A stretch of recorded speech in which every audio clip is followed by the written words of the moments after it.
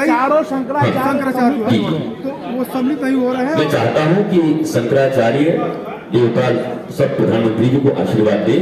प्रधानमंत्री ने इस देश को वहां से निकाला है जहां अपने आप को सांप्रदायिक कहने से बचाने के लिए लोग भूल रहे थे, भाग रहे थे। जय सिया राम कहना बड़ा कठिन हो गया था, वहां से देश को निकाला है। इसलिए शंकराचार्य जी को आशीर्वाद देना चाहिए। कुछ ऐसे भी मंदिर हैं देश में जिनका मामला न्यायालय में चल रहा है। बात कर रहे हैं मथुरा की। 492 साल भगवान राम के मंदिर में लगे, 492 दिन भी नहीं लगेंगे श्री कृष्ण जन्मभूमि में, मेरा ऐसा विश्वास है।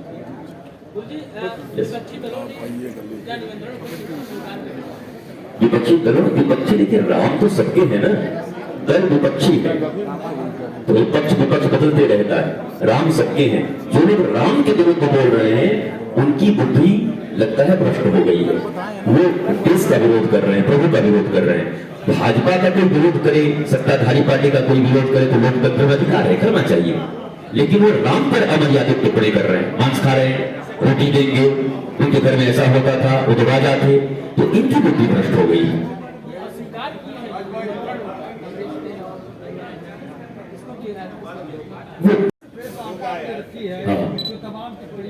टिप्पणियां हो रही हैं, उसको लेकर क्या कहना संक्षेप में? जी एकदम संक्षेप में यह है कि भारत में राम मंदिर प्राण प्रतिष्ठा समारोह के विरुद्ध में जो लोग अनर्गल बयानबाजी कर रहे हैं, अमर्यादित टिप्पणी कर रहे हैं, वो वास्तव में भारत के लोगों के पक्षधर नहीं। सारा भारत जब उत्सव उत्साह उमंग के रंग में डूबा हो तो ये रंग में भंग डाल करके भारत का नाम पूरी दुनिया में अभी श्रेष्ठता से लिया जा रहा है। ये कोई न कोई ऐसा मामला पैदा करना चाहते हैं जिससे विदेशों में फिर ये हो जाए कि देखिए वहां धर्म के नाम पर थोड़ा तकलीफ हो रहा है। जबकि भारत के 145 करोड़ लोग, मुझे ऐसा लगता है, आज खुश हैं। बस कुछ मुट्ठी भर लोग जो इसका विरोध कर रहे हैं, अमर्यादित टिप्पणी कर रहे हैं, उनको सरकार को संविधान के अनुरूप उनसे निपटना चाहिए ताकि ये मामले खराब नहीं हो और जनता को भी उनको जवाब देना चाहिए। उनका जवाब सबसे बढ़िया चुनाव में होता है। वो ऐसे तो आपकी बात सुनेंगे नहीं, उनका जो ब्लैक कैट कमांडो है आपको धक्का दे देगा। पर चुनाव जब आएगा तो उनको आप जवाब दे दीजिएगा कि आपने जो राम के ऊपर अमर्यादित टिप्पणी की थी ये सही नहीं था। मैं इसी के लिए उत्तर दक्षिण पूर्व पश्चिम पूरे भारत का दौरा कर रहा हूँ और लोगों को जागृत कर रहा हूँ।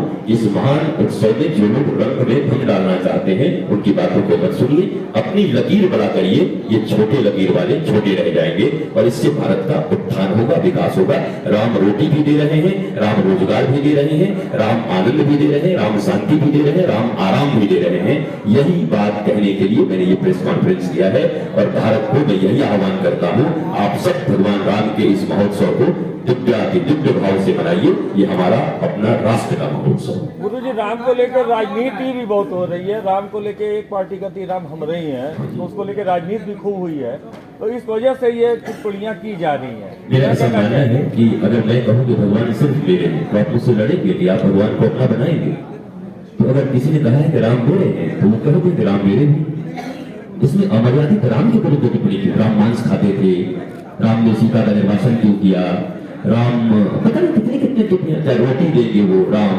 ये तो विरोध तो राम के प्रति हो रहा है ना, वो पार्टी के प्रति नहीं कर रहे हैं। अगर वो किसी पार्टी का लोकतंत्र में विरोध करे तो स्वागत है, लोकतंत्र में पार्टियों का विरोध होना चाहिए, लेकिन वो विरोध राम का और भारत का कर दे रहे हैं। ये उनसे गलती हो रही है।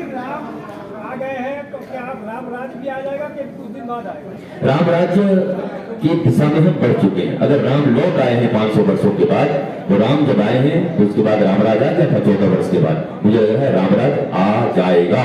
रामराज की बड़ी सुंदर परिभाषा मैं हमेशा देता हूँ, निःशुल्क और उत्तम शिक्षा, निःशुल्क और उत्तम चिकित्सा, निःशुल्क और अविलंब न्याय। ये 3 चीजें इस देश में होती है और रामराज जल्दी आ जाता है। मैं चाहता हूँ कि वोट लेने के लिए नहीं बल्कि करप्शन रोकने के लिए, और ये यही कर सकते हैं। अभी जो लोग हैं वही कर सकते हैं। प्रधानमंत्री नरेंद्र मोदी इस बात को कर सकते हैं। मेरा विश्वास है कि वो भारत की जनता के लिए ये काम कर सकते हैं। हिंदू धर्म गुरु कई लोगों ने, मैं प्रधानमंत्री जी को देवदूत के रूप में देखता हूँ, भारत माँ के बेटा के रूप में देखता हूँ। देखो, भगवान तो कोई नहीं है यहाँ पर। हो सकता है उनमें भी कुछ हो जो आपको हमको पसंद नहीं हो, परंतु राष्ट्र के लिए, धर्म के लिए और मानवता के लिए जो कर रहे हैं उसको कभी बुलाया नहीं जा सकता। कई हिंदू धर्म परंतु इसके कारण कोई विद्वेष न फैले और कोई रिएक्शन न हो, बल्कि लोग इसको ऐसे ही टिप्पणी मार करके और इग्नोर कर दें। इसके लिए मैं पूरे उत्तर दक्षिण पूर्व पश्चिम में विगत 7 दिनों से मैंने भारत के बहुत गहरे दौरे किए हैं। जहाँ भी गए लौट आए राम के नाम से वो कार्यक्रम होता है, जहाँ हजारों लोग आते हैं, फिर उनसे सनातन संस्कृति पर भगवान राम के इस 492 साल के बाद, वो 14 साल के बाद आए थे, 492 साल के बाद, तो उससे बड़ी दीपावली होगी। ये कहने में कोई बहुत अतिशयोक्ति नहीं होनी चाहिए, क्योंकि जनसंख्या भी इतनी है और थोड़ा यूं भी एडवांस है, 21वीं शताब्दी में है, तो दीपावली भी बड़ी तगड़ी होगी, अच्छा ही होगा। इसलिए ये कहना कि क्या भगवान राम के आने से भी बड़ी दीपावली होगी, होगी। भक्त बड़ी भगवान से जानत सकल जहान, राम गए पुल बांध के कूद गए हनुमान। तो भक्त लोग तो भगवान के आगमन के उस समय से भी बड़ी दीपावली अब मनाएंगे, क्योंकि ये बहुत कठिन था, बहुत दुर्लभ था और दुर्लभ था जो आज दिन हम देख रहे हैं। इसमें बहुत राजनीति भी हो रही है और होनी ही चाहिए। भारत लोकतांत्रिक देश है, राजनीति यहाँ नहीं होगी तो कहाँ होगी। जो लोग राजनीति कर रहे हैं वो पाकिस्तान के दल भी नहीं है, भारतीय संविधान से पंजीकृत दल है और यहीं के द्वारा वोट पाकर के वो भी जीतते हैं। इसलिए हम उनको ये भी नहीं कह सकते कि वो कोई पाकिस्तान से आए हैं, चाइना से आए हैं।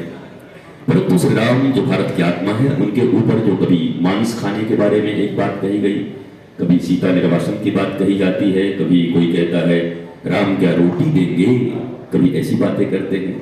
रोटी तो अयोध्या में बढ़ी गई है और अयोध्या के कारण पूरी दुनिया से लोग आ रहे हैं, पूरी भारतवर्ष की इकोनॉमी पे असर पड़ा है।